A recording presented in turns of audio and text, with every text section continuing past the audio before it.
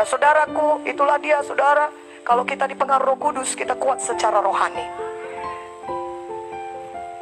Nampaknya kita seperti gini. Ya, maksudnya orang melihat kita kecil-kecil ya. Tapi orang dunia bilang kecil-kecil cabai rawit katanya saudara. Ketika orang lain sudah jatuh membungkuk, saudara tetap tegak berdiri. Ketika orang semua sudah jatuh dalam dosa, saudara tetap hidup kudus. Oh haleluya.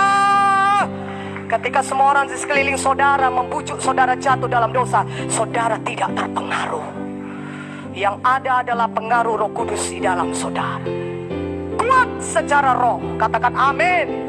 Yang kelima, pengaruh yang manis dari Roh Kudus untuk kekuatan fisik saudara. Nah saudaraku, kekuatan fisik datang dari latihan badani. Kekuatan fisik ya, datang dari makan, berolahraga dengan baik dan teratur.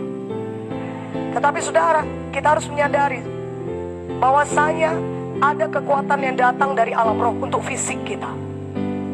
Nah saudaraku, Roh Kudus juga memberikan kekuatan fisik yang supernatural.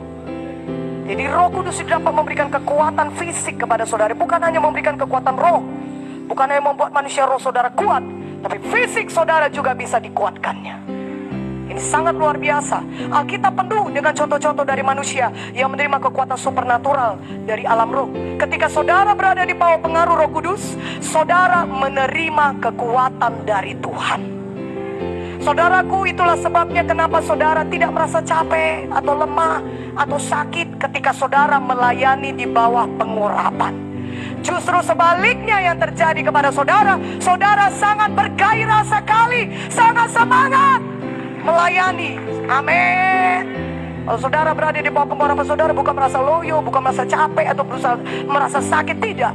Begitu hebatnya pengaruh Roh Kudus pada kekuatan fisik kita, sehingga ketika kita melayani di bawah pengurapan, kita merasa sangat kuat sekali secara fisik.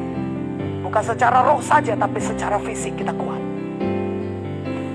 Jadi begitulah pengaruh Roh Kudus itu begitu sangat kuat, sehingga saudara bisa merasakan fisik saudara itu dikuatkan olehnya, sehingga saudara sanggup melayani. Haleluya, haleluya. Semuanya area ini bisa dipengaruhi Roh Kudus, keduanya dipengaruhi Roh Kudus. Karena itu mari berdoa, minta Tuhan Roh Kudus menguatkan kita. Minta Roh Kudus menguasai kita sepenuhnya, bahkan sampai menguasai fisik kita juga. Majulah melayani Tuhan, jangan takut, jangan gentar. Semakin saudara melayani Tuhan, semakin Tuhan bekerja dalam hidup saudara. Saudaraku, barang siapa yang takut mempertahankan, dia takut kehilangan nyawanya. Mana siapa yang mempertahankan nyawanya, dia akan kehilangan nyawanya. Tapi di mana ketika saudara tidak takut akan apapun, karena saudara percaya kepada kuasa Roh Kudus yang menyertai saudara, maka Roh Kudus bisa bekerja luar biasa. Haleluya. Saudaraku, kita sampai kepada keenam, pengaruh yang manis dari urapan untuk level intelijensia saudara. Intelijensia didefinisikan sebagai kapasitas untuk belajar, pemikiran saudara, dan pengertian saudara. Itulah intelijensia saudara. Intelijensia juga kecerdasan.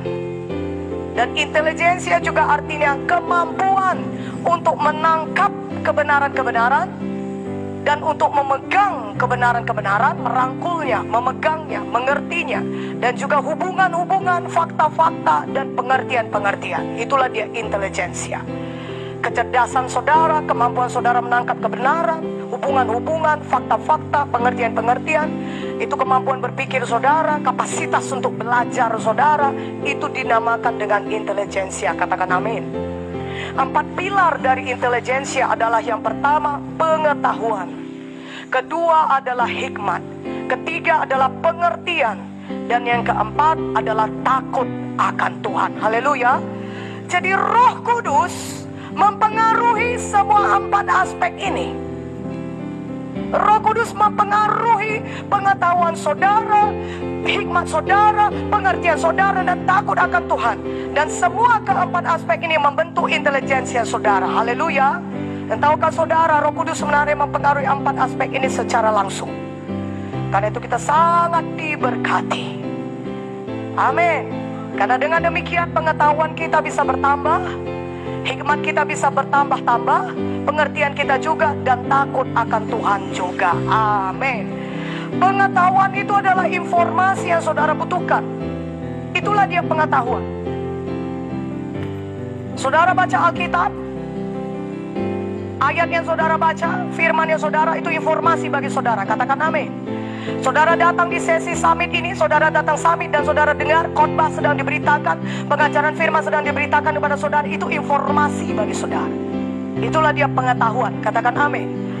Nah, pengetahuan ini terdiri dari fakta-fakta, data, dan kebenaran tentang subjek apapun, topik apapun.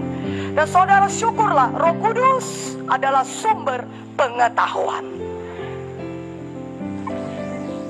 Dan bagian besar dari pengaruh Roh Kudus adalah membuat saudara memiliki pengetahuan. Jadi saudaraku, Tuhan itu justru mau saudara penuh dengan pengetahuan. Saudara limpah dengan pengetahuan. Karena bagian besar dari pengaruh Roh Kudus adalah membuat saudara penuh dengan pengetahuan. Bukan jadi orang yang tidak berpengetahuan. Justru penuh Roh Kudus akan membuat saudara penuh dengan pengetahuan. Berikan kemuliaan bagi nama Tuhan. Haleluya.